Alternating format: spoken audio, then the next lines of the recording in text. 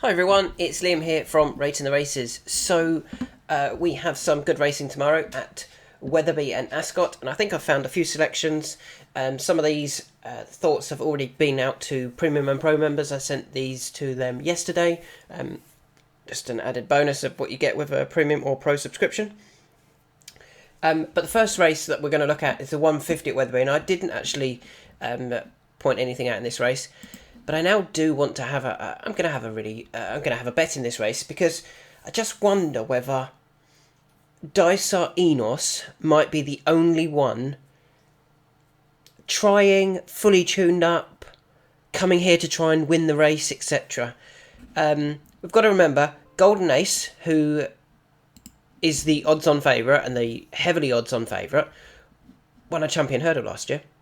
Won a Champion Hurdle, then finished second in the Irish Champion Hurdle, or the Boodles Champion Hurdle at Punchestown. Good form. I think winning the Champion Hurdle is very much over-exaggeration of her ability. She won that because everything else went wrong for all the others. Stateman falling at the last, Constitution Hill running a terrible race and falling, and Brighter Days Ahead running absolutely no race for her at all. So yeah, she won that she won it because it was a lucky win for sure in the Champion Hurdle. Okay, she ran a really nice race in the Boodles Champion Hurdle. She was only beating Carges, who'd won a County Hurdle. Break My Soul, nowhere near good enough. Bottless Secret, nowhere near good enough. And Constitution Hill, who had an absolute nightmare at Punchestown. It all went wrong again. I think Golden Ace was lucky to win that. But is she going to be tuned up to try and win a listed mares hurdle? Having finished second in a Boodles Champion Hurdle and winning a Champion Hurdle at the Cheltenham Festival, I think they're probably going to gear her all around trying to return to that Cheltenham Festival and winning it again. I don't think they will win it again. I think there'll be plenty of others that beat her this year or next year, this season. But I just wonder whether she's really going to be tuned up for this race. And actually, this time last season, she went to Cheltenham. No, she didn't. She went to Ascot for the Ascot Hurdle, the Howden's Ascot Hurdle over 2 mile 3. On her first run back, she went off the 2-1 favourite and she got beat. She finished 4th. Jockey said the mare might not stay the trip on the first run. Possibly, or maybe she's just not good enough. And she needs the runs now to get herself going. She then went to Cheltenham and disappointed again in the Railkill, finishing 3rd behind Lucky Place and Gal Road. That's not top class form at all. It's very possible that she needs runs to get her ready and to get her primed for the rest of the season. So that's taken out Golden Ace. So then I'm left with Katira and Dysart Enos. Now, Katira has to give £4 to Dysart Enos. And last season, she was finishing second in a Grade 2, the mare's Yorkshire Rose, over 3 mile. She started off over 3 miles. She dropped to 2.5 at Kempton. She then went back up to 3 for the long walk, and then finished second at Doncaster over 3 mile. She's won over 2.5. She finished 4th over 2 mile 5. She's finished second over 3 mile. The only time that she actually ran over 2 miles, was at Wetherby in this race in 2023. She got beat 19 lengths. She was 19 lengths back in 3rd that day, behind You Wear It Well and Lucia. I don't think she's got anywhere near the pace to go with them over 2 mile. She's a 3 miler. Especially now, I think she's definitely a 3 miler. I don't think she'll have anywhere near the pace to keep up here. So that would rule out Katira. So I'm saying Golden Ace isn't going to be primed for this race. Katira wants significantly further than this and has been here before and disappointed. Dysart Enos is probably the only one coming here that they like, we want to win that. We want to go there and win and try and do our very best to win that race. This time last year, she was running in a Greatwood Hurdle. She finished 3rd behind Burdett Road and Be Aware. Both of those two horses are much better than what they were running on off. So Burdett Road ran off 133 that day. He's now rated 149, so he's up £16. Be Aware was rated 130 that day. He's now rated 136. Has also come out and won over fences of 136. He's going to be rated 142, 143 sort of thing. So finishing third that day wasn't a bad effort behind those two. They were both very well handicapped as well. Go to, you know, in this race, her official mark is 136. She's officially wrong at the weights with both of them because it's a listed race, it's not a handicap. But she does get a little bit of weight from them. She gets £4 from Katira, she gets £6 from Golden Ace, plus all those other things that I think are against Golden Ace and Katira, and are for Dysart Enos. I think she's worth a bet in the first race. She's going to be our first bet of the day in the 150 at Wetherby. Let's have a look at the prices. Dysart Enos is just getting supported now. You can see you can still get 11-2. Watch out if AK Bets go in SP. That's good. You can get 11-2 at a few bookmakers. Probably 5-1 would be comfortable elsewhere. But yeah, I'm going to go with Dysart Enos in that race. To spring a surprise-ish as the outsider of 3.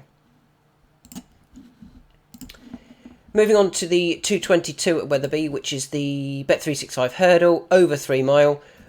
This, for me, is where it would have been better to see Katira. Okay, she probably wouldn't have won this against the likes of Strong Leader and Potter's Charm, but I think she could have gone and been kind of fighting for the places behind the others, behind those front pair, in my opinion, and I know she might finish third in the race, in the Mayor's listed event, and get a little bit of prize money, whatever, and a fitness run. But that won't suit her as much as this would have. But granted, she probably wouldn't have won this either.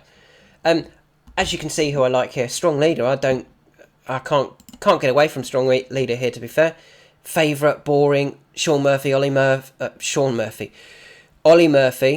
Sean Bowen. Sean Murphy's the snooker player, isn't he? I think Strong Leader has clearly the best form here. Came back last year, winning the long distance hurdle, beating Montmorale. Then ended up at Cheltenham, finishing 4th in January in a Cleve hurdle. But that's, a Cleve hurdle. And then last time, probably his best run of the season, in my opinion, finishing 2nd behind Hidden Valley Lake at Aintree, beating Jatara, the Wall Park, Kitzbühel, Montmorale, Buddy One. A reproduction of that, and I think Strong Leader takes all the beating. Of those behind, Take No Chances is just a good handicapper, isn't he? Or she. Off a mark of 145. Winter Fog just picks up pieces in races, but it's 11. Doddy the Great was winning a handicap, but then got beat in the handicap. He's just a handicapper. And Potter's Charm is the only danger, in my opinion, to Strong Leader. And it's not like Potter's Charm was winning the good races last year. Okay, won an Albert Bartlett Grade 2 at Cheltenham in November, beating Val Grand. Didn't really go on and frank that form, Val Grand, did he? I don't even know if he would come out and won again after that. He didn't. He finished 10th, 7th of 8, 15th of 16, and then fell in a Scottish Champion Hurdle.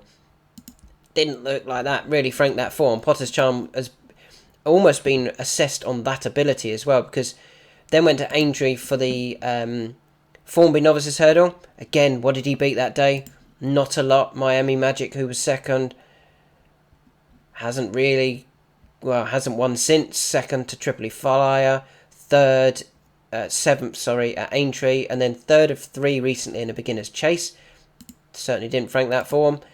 Then got beat by 6 Mile Bridge. This is Potter's Charm. Wow, that's not great form, is it? And then ended up running at Cheltenham in the Cheltenham Festival. Finished 18 lengths behind in 5th. Okay, it was a decent race. It was the Grade 1 Turner's Novices Hurdle. That form for me isn't good enough. He's not been good enough in novice company. Why is he going to be good enough in open company against a horse that, in my opinion, is good enough in open company when he gets the right races? Strong Leader, I think he takes all of the beating here. And you can currently get, let's have a look, 15 to 7 to 4. You can currently get 7 to 4 about strong leader. Yeah, I think he's going to take all of the beating there in a race that looks a really weak Grade 2. And Sean Murphy's, said it again, haven't I? Sean Bowen's ride, strong leader, can mix it in Grade 1 company. Next race I want to look at, it's quite boring. It's the 257, it's the Charlie Hall. I think Protectorat wins this. Again, we'll look at some of the others first. Jello, don't really rate him, has to give £6 to Protectorat as well. Needs conditions to fall right for Jello. I don't think they have. Pick Dory is an Ascot horse, he's 10 as well. The Real Whacker, okay, he's won this race before. Did he win it last year, I think? Yes, he won it last year, beating Brave Man's Game, who had clearly gone off the boil.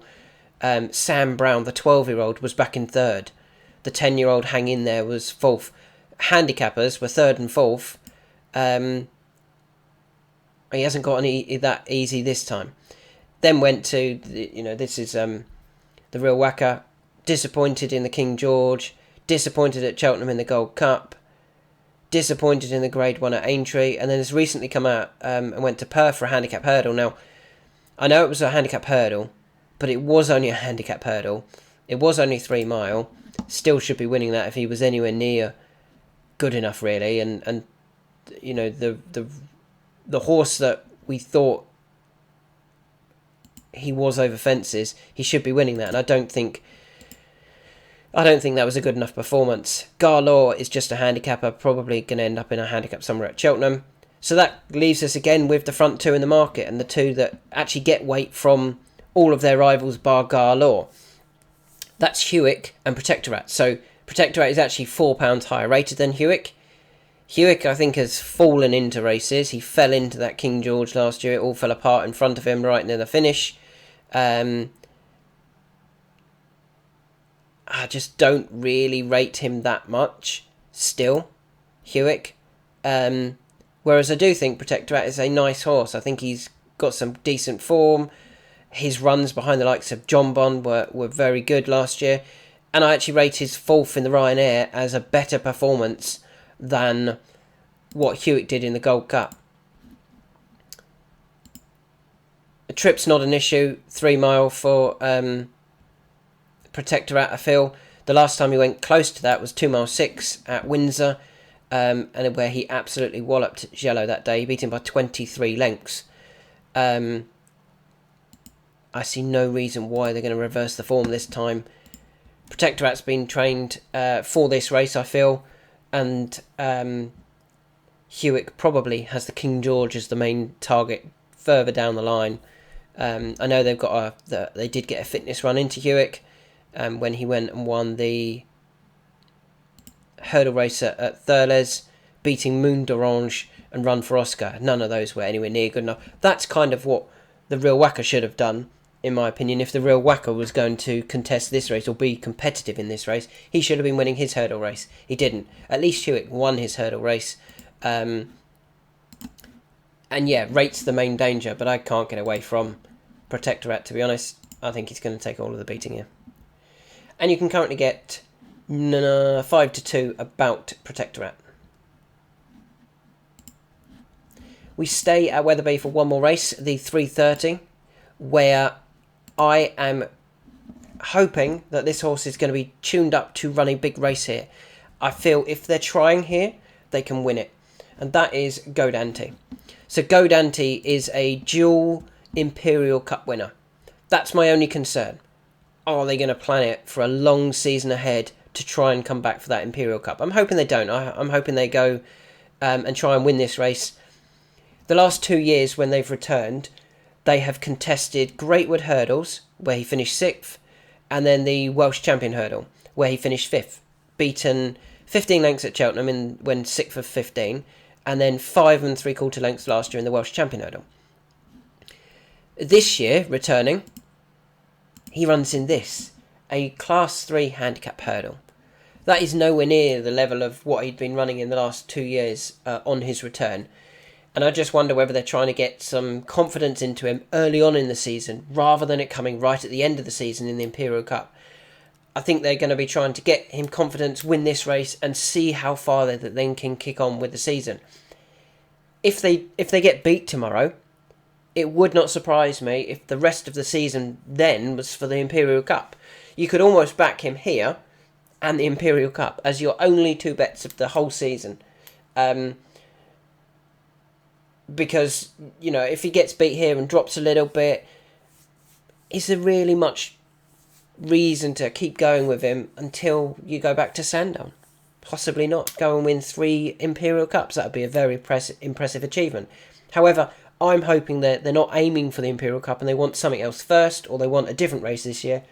And hopefully they can do that by starting off here, winning here, getting confidence, and kicking on from here with Sean Bowen. We'll get over that. Sean Bowen riding. So we've got Sean Bowen actually for us on strong leader. It's only the two. Yeah, strong leader and Go Dante, and obviously Sean Bowen is riding out of its skin at the moment.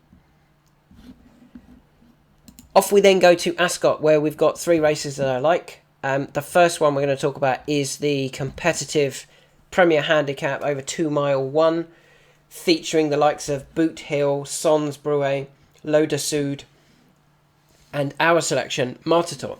So again, we can kind of go over those that I don't think will win or don't want to back here. Sons Brouet is an Ascot. No, he's not. He's an Aintree specialist. Kind of feel when they go back to Aintree, possibly, but here, not for me. Boot Hill, 10-year-old, trying to win this for the 3rd time. He won it in 2022, 2022 and 2023. The 2024 running was then won by Martator. I don't see why Martator doesn't win this again, having dropped back down in the handicap. Was winning off 134 last year, has to run here off 141, but did go to Ascot in November and win again, beating Copmask really impressively, with Ned Fox taking the 5 off 140. Nigh on identical conditions off 141. In that Ned Fox rides, the ground is the same, it's good again. Won really impressively in November, late November last year. Under Ned Fox. Ned knew how to win on him, and it was a really good run. I'm hoping they do it again here. I'm against Boot Hill because he's trying to come back off a similar mark to when he won it, but 2 years later, not a year later. He's just older. Things didn't quite go to plan last season. I know he took in some good races. His second to John Bond was a good effort, but then went to Ascot and Ascot, was miles behind. I thought they were aiming him at a handicap, but not this one. I might be interested in. This is the same thing that we had last week with Matata and Calico. If I'm hoping Martator is tuned up for this one, and maybe Boot Hill might get dropped a few pound, and then Boot Hill might be the one for late November race that they come back to over this course and distance. He could be the one then, and Martator this time. I've Loda Sud, the Dan Skelton horse. Obviously, Harry's gone to Wetherby. I really like Loda Sud. I think he's a very, very good horse. Is this really what they're planning at? It's a top class handicap and it's good prize money. But I just wonder whether this is still being used as a prep run before going back into graded company, possibly for something at Cheltenham. Maybe the Shirler Chase would come up too quick. Could be something like. I'm not sure what race they're looking at, but I just wonder whether there's another race that they're going to be waiting for with Loda Sud rather than. And they're not waiting for. They're going to come here and try and give him a good ride and go close, but they just leave a little bit of work in him. I feel with graded races down the line. So my selection is Martator. Let's have a look at what price we can currently get Martator at Ascot. In the 205, you can currently get Martator at 11-2. I think that's a fair price about Martator. Moving on to the 310. Sort of skipping a few races, or skipping the novice hurdle, and moving on to this Lavazza Handicap Hurdle over 2 miles. There's two that I like here, and I have mentioned these in the email already. Starting off with Alexei, who is the favourite. Yes, he is. He is the favourite. He has had a comeback run. He finished second to Celtic Dino in the Welsh Champion Hurdle. That was probably a very good run. I'm hoping he could do a very similar thing to Friendship last week, who also ran at Chepstow, got beat. Unfortunately, he fell that day, didn't he? Friendship went to Cheltenham and was a very good winner, beating our selection Navajo Indy. Alexei, I think, could show that those horses that came out in at Chepstow all go on to do pretty good, other than obviously our Norman Fletcher, who disappointed and something went badly wrong at the start last week at Cheltenham. But yeah, he is a horse that I think is better than his handicap mark. Was rated 127, has gone up. No, he hasn't. He stayed the same, off 127 after finishing second in a good race, the Welsh Champion Hurdle. I can see him kicking on from here. He's only a 5-year-old. He's quite lightly raced. Yeah, I'm hoping that Alexei runs a really big race here. Second horse that I also like in this race, is Farsal. Now, the owners, Mr. Voigt and Brian Drew, I don't know whether they own a share in Affadil as well. They don't. Mr. Voigt owns both of them. Brian has a share in Farsal. Now, I think Affadil could be coming here to drop in the handicap and for a bit of fitness with another race in mind, but I think Farsal's coming here to try and win it. The reason I say that is Farsal's obviously already had a run at Chepstow in a novice hurdle. Okay, he got beat. He finished 5th. They might have left a lot of work in, and I think they did. I think they had other plans already in mind with him. Last season, much better. Winning a maiden hurdle at Taunton, then finished second at Taunton before going for that championship final at Sandown, finishing 3rd behind Give It To Me OJ and Mythical Moon. Obviously, Give It To Me OJ has come out and won recently at Cheltenham, beating Hamlet's Knight, and was actually making it a 5-timer. He's won 5 of his last 5 races, all 5, and actually he's won 6 of his last 7. Has Give It To Me OJ. So finishing 3rd behind Give It To Me OJ was probably a very good performance. Yeah, I think that came off a mark of 115 that day for Farsal. Gets to run off 116 here. But Freddie Keithley gets to take a very useful £7 off. And I feel that could be quite key here. He has won a couple of races recently, including winning at Fontwell, beating riding Brave Knight to a very easy win in a conditional jockey's handicap hurdle. He's also won aboard Turn Down the Lights now for Martin Keithley, his dad, and he won last week at Cheltenham aboard De Tomp en Tomp for Martin Keithley as well. So the jockey's riding okay. He's not one that I'm looking at and going, well, I'm not picking him because he's not really riding that well. Yeah, I think that £7 off could be the big key factor here for Farsal. And he's nicely priced. You can get 9s about him. I think I'll go off shorter. I think he could be one. I think if there's a horse that's really well supported in this race, I think it could be Farsal. Because of all those reasons I've just mentioned. Gets a very low weight considering where they probably hoped they would be at this stage with Farsal. And finally, the last race I want to talk about is the 345. Again, I do like 2 in this race. It's the Sodexo Live Gold Cup Handicap Chase. The 2 that I like here are Barloo. Barloo actually won at Ascot at the beginning of last season when beating Bad. Bad that day was rated 123. And he beat him. Bad is now rated 144.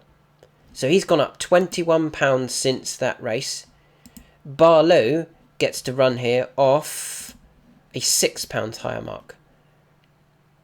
I think that's crazy. I think Barlow is coming back to the right place here to try and win this race. And to be fair to Barlow, he didn't do too badly. Okay, it all went wrong initially. 3 consecutive pulled ups after his first run back. This is his first run back. That's when we want to catch him. He also won in April of 2024 after a little while off. But yeah, he won on his first time back. He then pulled up a few times, and then at the end of last season started to get it going again. He finished. He won at Newbury off a mark of 130, so he's won 2 races off a mark of 130. He then finished 3rd in a good handicap behind Risking the Ground and O'More Park at Cheltenham in the Silver Trophy. Now, we've got to remember, Dan Skelton and Willie Mullins, they had the front 2 that day. They were both trying to win the trainers' title. So they both were sending horses that were probably thrown in sort of thing or very well handicapped. Yeah, it didn't quite work with Barlow that day, but he still finished a good 3rd and a close 3rd behind them. Disappointed at Ascot in the Clark Chase, finished only 6th when sent off the 2-1 favourite, and then ran a nice race in the Summer Plate. I think his form is okay, and I think he's, he bumped into another one there in Ballysax Hank for the Gavin Cromwell team, sent that horse over from Ireland, went off the 9-4 favourite and won. Barlow just keeps bumping into these ridiculously well handicapped horses. Is there one in this race? I'm not so sure. The favourite is the Changing Man. I guess the worry one would be Le Coq Hardy because he's coming over from Ireland for Henry de Bromhead. But it's not like Le Coq Hardy hasn't had enough chances. He's been running all over the place. He's 4th in the Kerry National, 3rd behind War Correspondent in a beginner's chase, 2nd behind Gaelic Arc in a Galway Plate trial, 3rd behind Westport Cove in a beginner's chase. We should roughly know his handicap mark, and I think they do. I don't think he's exceptionally well handicapped like the likes of Ballysax Hank were at Market Raisins. So I think Barlow's going to run a really nice race here, returning to the scene of his best run last season. And the other one that I quite like in this race is Neon Moon for the Pipe Tudor team. I think we've got another. We hope Alexei can run well for is it Brocade Racing? For Brocade Racing earlier on in the card, and hopefully this one can also go well. Another one that I like, his former Ascot. He actually finished 3rd in this race last year. Off a mark of 136, behind Chianti Classico and High Stakes Player. Good form. We get to come back this year off a £6 lower mark. £6 lower for finishing 3rd in this race last year. That just screams, have they planned it? Very possibly. I mean, obviously, Chianti Classico was a very impressive winner and would have gone on to bigger and better things, I'm sure. The runner-up didn't quite go on until recently, or actually went hunter chasing afterwards, did High Stakes Player. Didn't quite work out for him, but I don't feel that the rest of the field were woeful and Chianti Classico was the only one in that was actually had any ability. I think there was plenty in behind, and Neon Moon off a £6 lower mark, went off 11-2 last year. If we're going to get bigger than 11-2 this year, I think it's a bet, and we can get 7-1 about Neon Moon. So yeah, they are my selections for the day. A very quick recap: Dysart Enos as the outsider of 3 could be the only one who's actually fully primed to run well here over this trip. Strong Leader, I think, has only got Potter's Charm to beat, and Potter's Charm couldn't do it in novice company. I don't see why he can do it in open company. Protectorat gets weight off a lot of the field, only has Hewitt to beat in my opinion, and yet I think Protectorat is a proper grade 1 horse. I think Hewitt has won a few races that have fallen into his lap. Go Dante at Wetherby, instead of going for a feature handicap like the Greatwood Hurdle or the Welsh Champion Hurdle, they're coming here instead. I'm hoping that's to get so that they can get confidence into the horse straight away by winning a race early on in the season and going on from there. Martator to come back and win this race again under Ned Fox, this time under Ned Fox. Ned's £5 claim is very useful here. Alexei and Farsal in the Lavazza Handicap Hurdle. Alexei doesn't need to find a lot on his run in the Welsh Champion Hurdle. And Farsal could just be nicely handicapped with a very useful 7-off from Freddie Keithley. And finally, Barlow back to the scene of his best run when beating the very well handicapped Bad first time last season. And Neon Moon, who comes back to this race of a £6 lower mark, having finished third in it last year. Thanks for listening, and fingers crossed we've got a few winners there.